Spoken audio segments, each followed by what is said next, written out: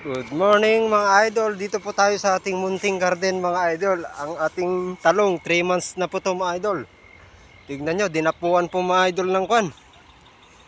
Ng insekto mga idol oh. Kaya ginawa natin, kinalbo natin mga idol. Sobrang pruning na po to mga idol oh. Nakakalbo na, kinalbo ko po mga idol. Oh, kanyang mga bunga mga idol oh. Oh. Naninilaw mga idol. Tignan nyo po yung dahon na nagkakaroon po ng ganito mga idol oh. Kakaganyan po mga idol oh. Kaya tinanggal natin yung mga dahon mga idol. Yung mga bunga idol oh. Kinalbo po natin mga idol. Kasi mga idol, pag pinabayaan natin mga idol, wala nang mabubuong bulaklak mga idol. Yan pong aking update mga idol sa aking 3 months na talong mga idol.